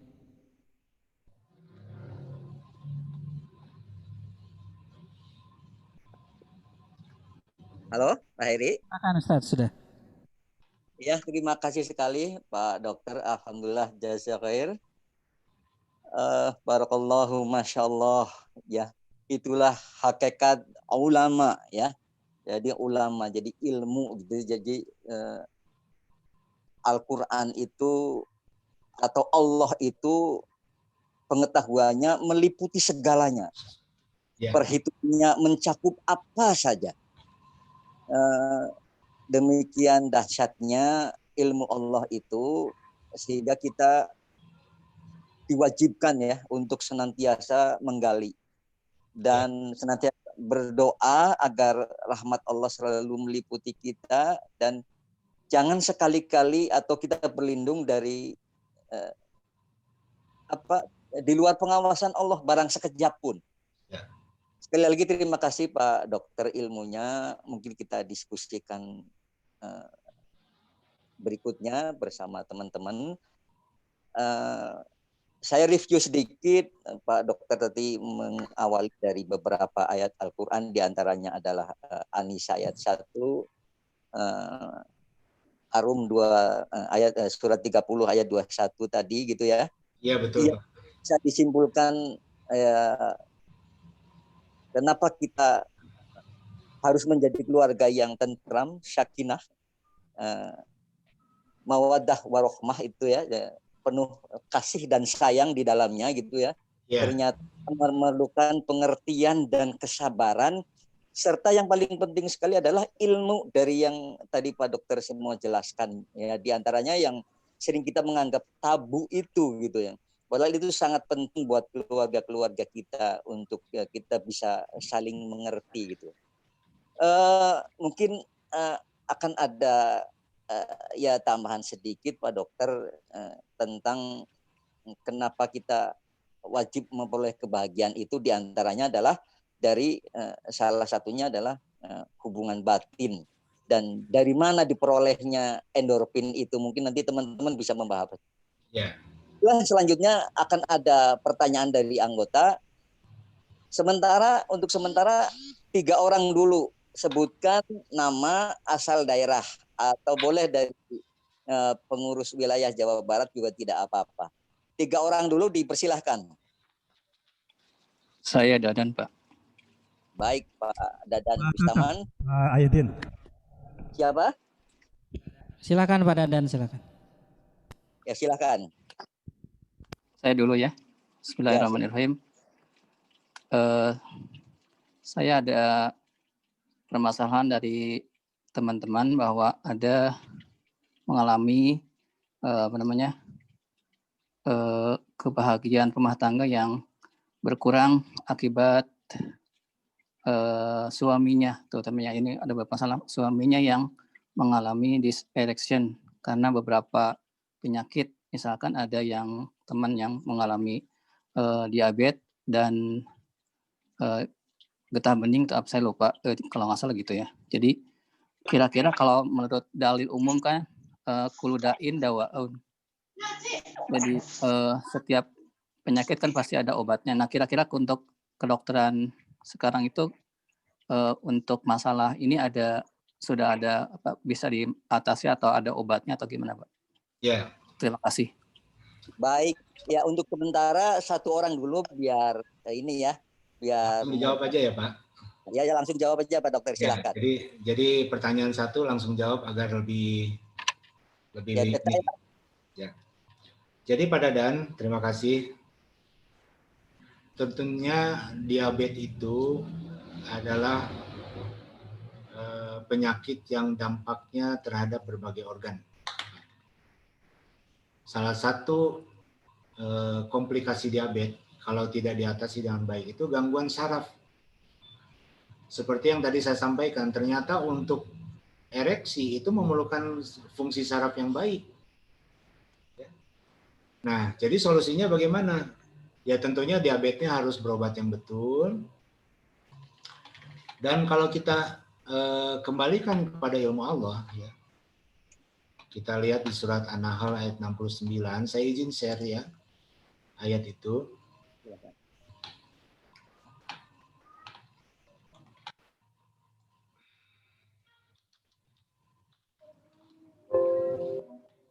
Seringkali ini terjadi salah paham ya antara dunia medis dengan ilmu Allah. Ini Allah mengatakan di dalam surat An-Nahl ayat 69 yang artinya, kemudian makanlah dari tiap-tiap macam buah-buahan, tempuhlah jalan Tuhanmu yang telah dimudahkan bagimu. Dari perut lebah itu keluar minuman madu yang bermacam-macam warnanya. Di dalamnya terdapat obat yang menyembuhkan bagi manusia. Sesungguhnya pada yang demikian itu benar-benar terdapat tanda kebesaran Tuhan bagi orang yang memikirkan.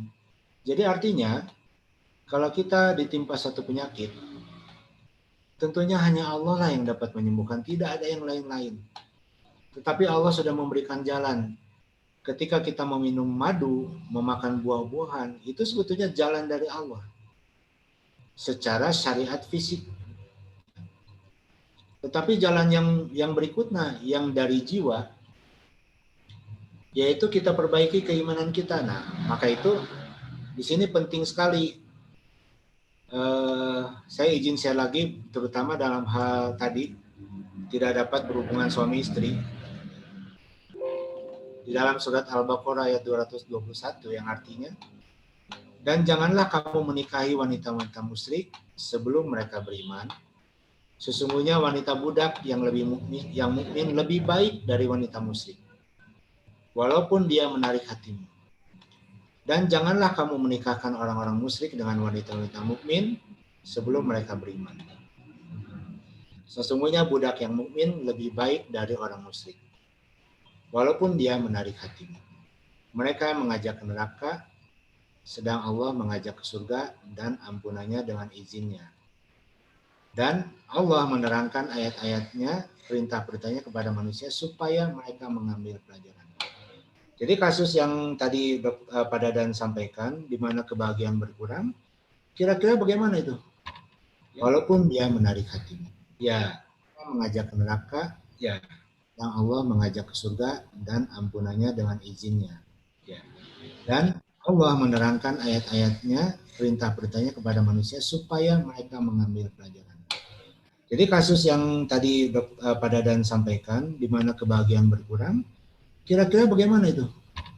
Walaupun dia menarik hatimu. Ya, mengajak ke neraka, ya, yang Allah mengajak ke surga dan ampunannya dengan izinnya. Ya. Dan Allah menerangkan ayat-ayatnya, perintah-perintahnya kepada manusia supaya mereka mengambil pelajaran.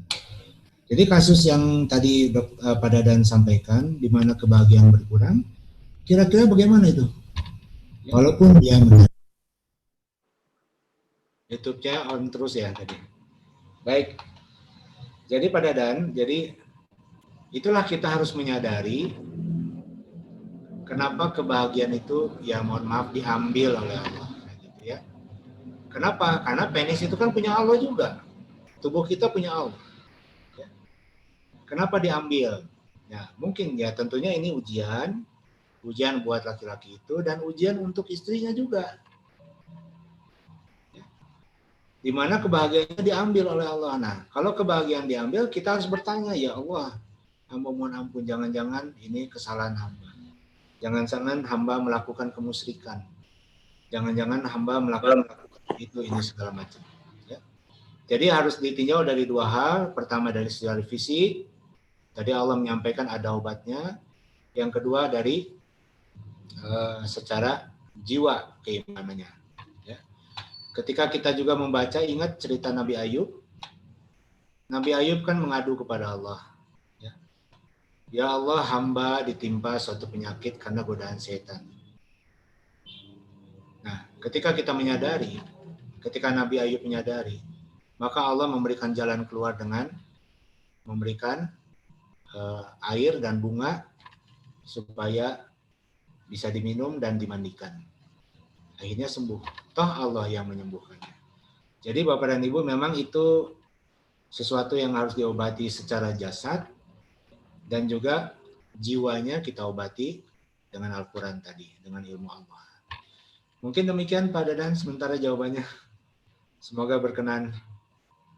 Baik, terima kasih Pak Dokter. Mudah-mudahan Pak Dadan tidak puas dan akan terus menimba ilmunya. Beliau salah satu anggota Majelis Syuro, Pak Dokter. Subhanallah, alhamdulillah. Ya, silakan yang selanjutnya. Tatang. Bapak Tatang, Bapak Tatang, salah seorang pengurus wilayah ITMI Jawa Barat. Silahkan Pak Tatang. Silakan Pak. Terima kasih Pak Aidin. Pertanyaan saya dua dokter. Pertama, masalah kebetulan saya ini seorang guru SLB, jadi anak disabilitas yang saya ajar. Di antaranya ada kabar bahwa mereka punya kekurangan itu karena dilahirkan dari orang tua yang di antara kasusnya adalah suka minuman obat yang minum obat-obatan yang terlarang, narkoba lah gitu Pak. Ya. Pertanyaan saya, beda enggak dengan mantan? Contoh gini Pak, dia sudah bertahun-tahun narkoba tetapi sudah insaf kemudian nikah punya anak. Ya. Atau sebaliknya Pak, jadi dia sepanjang berkeluarga dia narkoba terus. Nah, kedua masalah ini apakah akan melahirkan anak punya kekurangan tidak?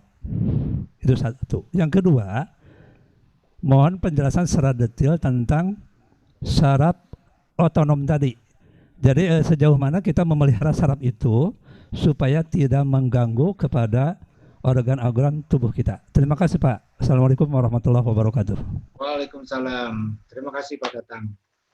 Baik Bapak dan Ibu, pertanyaannya baik sekali tentang orang tua yang menggunakan narkoba. Nah, narkoba itu Bapak dan Ibu kebanyakan mempengaruhi saraf sebetulnya. Ya, jadi ketika dia sempat insaf, kemudian dia terus membuat atau memakan atau menikmati narkoba lagi, tentunya itu akan membunuh diri sendiri.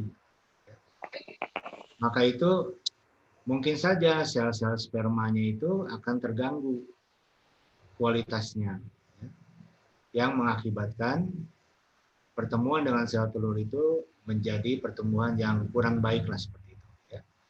Wabil khusus kepada anaknya yang itu dari segi pertumbuhan otak dan saraf yang tidak optimal, tidak baik. Jadi sudah tentu bahwa itu sangat terkait akibat penggunaan narkobanya. Maka itu Bapak dan Ibu, kalau kita sadari, kita buka lagi Al-Quran itu surat 40 ayat 40. Ya.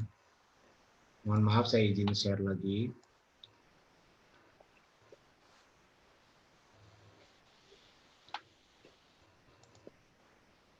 Ya, surat 40 ayat 40. Surat Al-Mu'minun ayat 40 ya, yang artinya barang siapa mengerjakan perbuatan jahat maka dia tidak akan dibalasi melainkan sebanding dengan kejahatan itu. Dan barang siapa yang mengerjakan amal yang soleh, baik laki-laki maupun perempuan, sedang dia atau ia dalam keadaan beriman, maka mereka akan masuk surga, mereka diberi rizki di dalamnya tanpa hisab. Ya. Nah, sudah barang tentu yang namanya tadi bertobat, harusnya taubatnya itu taubatan nasuha. Jadi tidak lagi kembali berbuat seperti sebelumnya. Ya. Kalau kita taubat kemudian kita berbuat seperti sebelumnya, artinya taubatnya sia-sia, taubatnya tidak mengandung nilai apapun.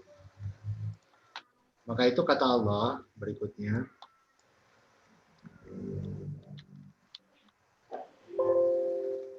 surat Abasa ayat 23,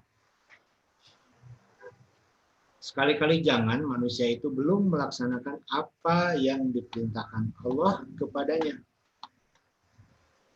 Dan ayat 24-nya, maka hendaklah manusia itu memperhatikan makanannya. Artinya, apa yang diberikan kepada jasad ini, apa yang diberikan kepada jiwa ini. Maka tentunya semua itu diperhitungkan oleh Allah. Kalau kita memberikan makanan atau minuman yang tidak fitrahnya kita sebagai manusia, maka tentulah akan berdampak, yaitu Allah akan memberikan ujian atau musibah atau mudarat kepada yang melakukan itu. Sedangkan ini perintah Allah, perhatikanlah makanannya itu. Artinya perhatikan makanan itu yang baik-baik untuk jasadnya, yang baik-baik untuk jiwanya. Itu sementara untuk jawaban pertanyaan pertama, Pak Tatang, mungkin bisa diterima? Ya, terima kasih Pak. Ya. Yang kedua tentang saraf otonom. Nah, saraf otonom ini keluar dari dua tempat, Bapak dan Ibu. Kalau kita ingat tadi tulang belakang itu ada bagian dari leher, bagian dari dada, bagian dari pinggang, bagian dari panggul, dan bagian dari tulang ekor. Ya, tulang saraf otonom itu pertama keluar dari bagian dari dada. Kalau bahasa kedokterannya torakal 10 sampai lumbar 1 itu keluar saraf otonom yang simpatis. Yang berikutnya yang parasimpatis keluarnya dari sakrum atau dari tulang ekor, dari pinggul, saraf kedua dan keempat. Nah, dua saraf otonom itu berinteraksi secara bergantian, Bapak dan Ibu. Jadi kaitannya tadi dengan seksual ya. Ketika terjadi perangsangan seksual itu otonom simpatik yang bekerja, Pak. Di mana pembuluh darah melebar, kemudian darah jadi mengalir, kemudian vagina jadi bengkak, penis jadi ereksi, itu pekerjaan dari otonom yang simpatis. Ketika terus mengalami perangsangan, sehingga mencapai puncaknya, otomatis berubah menjadi parasimpatis.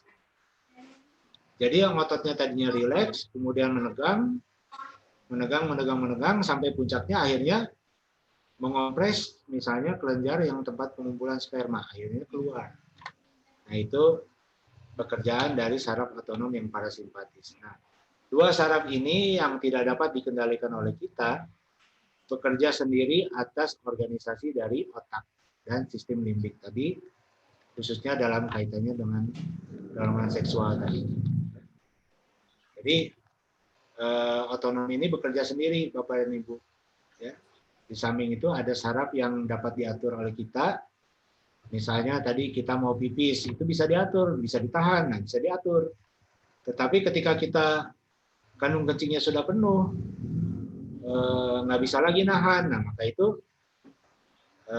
otot kandung kemih tadi berkontraksi. Nah, itu pekerjaan parasimpatis.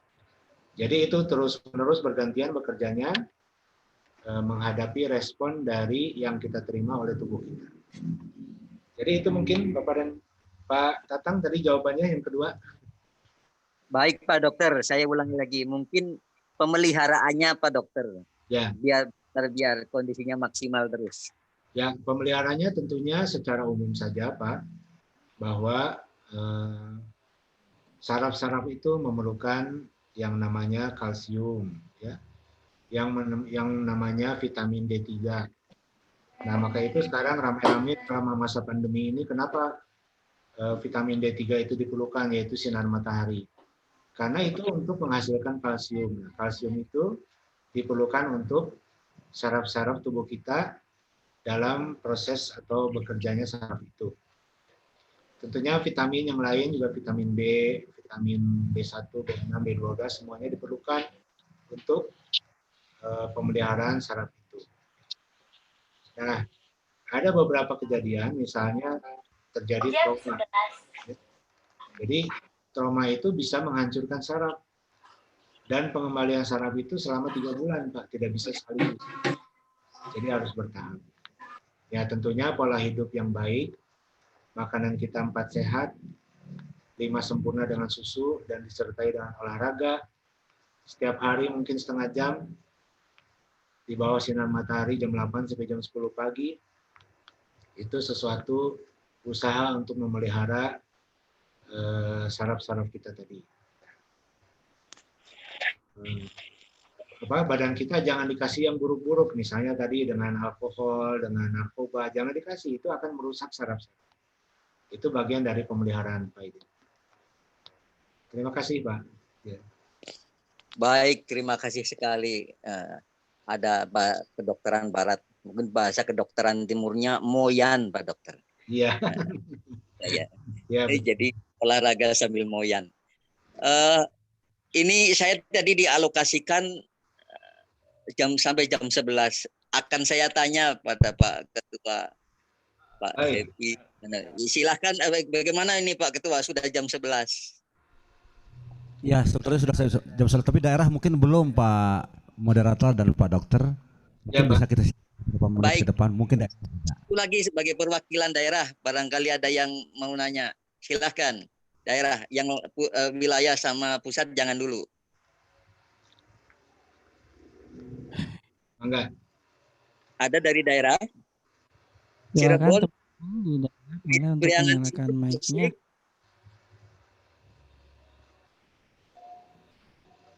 Untuk dari radio di server di Sukabumi terjadi hujan petir. Jadi sehingga radionya live dari meeting. Oh ya, subhanallah. Subhan, innalillahi wa inna ilaihi raji'un. Dari daerah lain mungkin? Atau apa dari akhwat, dari akhwat kaum ibu-ibu ini juga penting juga. Di sini ada beberapa jamaahnya dokter, barangkali ingin bertanya juga boleh. Ya, silakan. Ya. Silakan di unmute saja, Ibu, Bapak ingin bertanya dari jamaah. Ingin bertanya. Kalau belum ada, saya sedikit menyambung yang tadi, Pak. Ya, silakan. Yang menjadi obrolan saya dengan Pak Idin ketika itu. Ya, ini belum saya keluarkan memang. Jadi Bapak dan Ibu, ketika kita mencapai orgasme yang maksimal, yang normal, yang baik maksudnya, ya, maka Allah akan memberikan kasih sayang, ya, akan meningkatkan kasih sayang kita itu, ya, kepada pasangan. Ya. Nah, ketika kasih sayang itu terus meningkat, maka akan menjadi kebahagiaan. Nah, kebahagiaan ini akan menghasilkan hormon endorfin, Bapak dan Ibu. Jadi hormon endorfinnya meningkat, kita diliputi rasa tidak sedih, tidak khawatir, berbahagia. Apa dampaknya? Ini menyebabkan kekebalan tubuh kita meningkat. Jadi kita sehat, Bapak dan Ibu, terus ya. Ya, maka itu kenapa urusan seksual ini memang menjadi sesuatu yang penting kita angkat. Karena bisa meningkatkan daya tahan tubuh kita sebenarnya kalau kita lakukan dengan cara yang baik atas dasar keimanan tadi. Ya. Jadi sebetulnya puncaknya ini Pak Aidin, ketika endorfin itu dihasilkan karena kebahagiaan kita, maka kita akan sehat.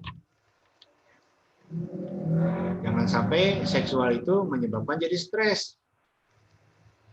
Ada nggak yang seksual menjadi stres? Ya banyak. Justru ini yang harus kita putus mata rantainya. Jangan sampai Allah telah merahmati kita dengan pasangan, tetapi ketika kita dirahmati dengan pasangan, kenapa akan jadi susah?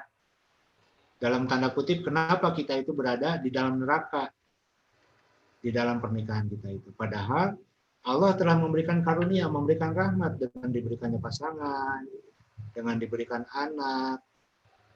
Semua itu jalan-jalan Allah agar kita itu meningkatkan kasih sayang atau dirahmati kasih sayang lebih banyak, sehingga dapat kita praktekkan kepada anggota keluarga kita. Paling tidak, apalagi kalau rasa kasih sayang kita itu kita praktekkan kepada lingkungan sekitar kita. Maka jadilah kita keluarga Indonesia yang sakinah mawaddah warahmah, yang artinya dirahmati.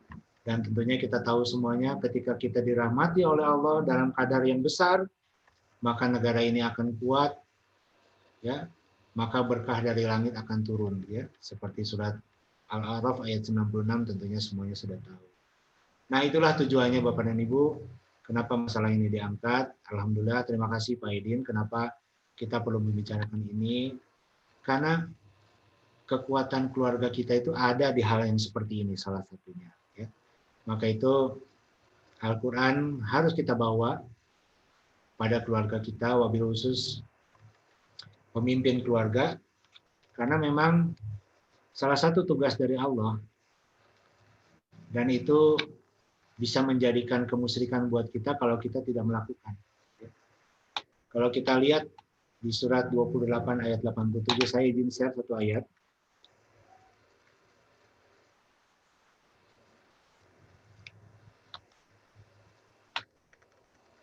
Surat Al-Qasas ayat 87. Dan janganlah sekali-kali mereka dapat menghalangimu dari menyampaikan ayat-ayat Allah sesudah ayat-ayat itu diturunkan kepadamu, dan serulah mereka kepada jalan Tuhanmu, dan janganlah sekali-kali kamu termasuk orang-orang yang mempersekutukan Tuhan. Ya. Kita punya perjanjian dengan Allah, Tuhan Allah, amanatnya Al-Quran, dan kita harus menyampaikan Al-Quran itu. Kalau tidak, kita akan menjadi orang-orang yang mempersekutukan Allah. Yang dampaknya tadi di surat 2 ayat surat Al-Baqarah 221 tadi, kalau kita pasangan yang kita beragama Islam tidak menyampaikan Al-Quran, maka jatuhlah ke dalam kemusyrikan tadi. Maka musyrik tadi akan diberikan neraka oleh Allah, artinya neraka itu segala macam kesulitan, sengsara, melarat, sempit, menderita, semuanya lengkap, dan itu terjadi pada kehidupan kita di dunia. Apalagi nanti di akhirat kelak, kita akan mendapatkan yang lebih berat lagi, lebih pedih lagi. Maka itu marilah kita sama-sama membangun keluarga Indonesia ini dengan Al-Quran, dengan keimanan yang tebal, sehingga kita menjadi orang-orang takwa, dan kita menjadi keluarga yang selalu dirahmati Allah, selalu tentram, bahagia, sejahtera.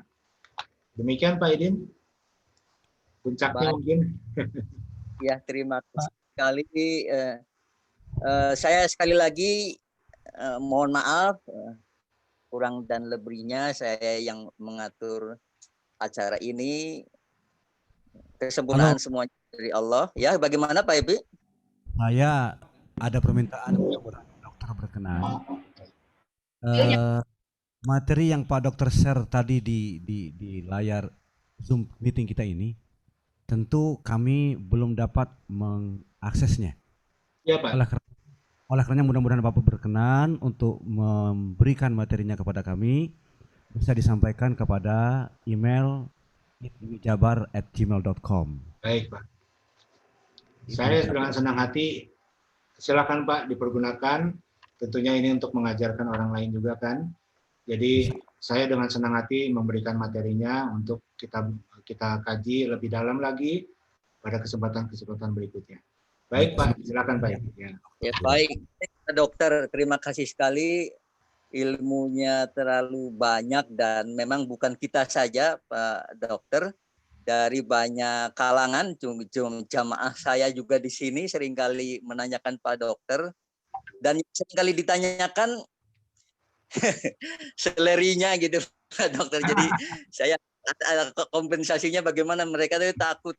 Begitu panitia pada hari ini tadi subuh sudah telepon.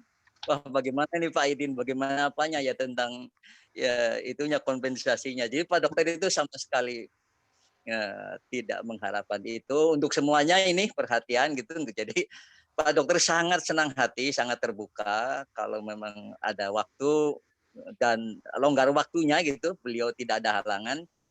Ada amanat itu insya Allah saya percaya, saya bergaul sudah 20 tahun gitu ya. Jadi saya sangat memahami. Sekali lagi terima kasih Pak Dokter, kapan waktunya kita ketemu lagi ngobrol-ngobrol. Saya akan menyimpulkan sedikit juga, Pak Dokter belum menyampaikan tentang kesehatan ejakulasi. Saya jelaskan aja Pak Dokter ya, sesuai pemahaman saya. Jadi ejakulasi hasil penelitian selama 21 kali dalam 1 bulan bagi laki-laki itu sangat menyehatkan ya prostat kita, kelenjar prostat kita gitu. Jadi itu sangat menyehatkan. Yang kedua tadi tentang lumbal, spinal, torakal dan cervical itu ya, keluarnya saraf otonom penting tentang pemeliharaannya juga.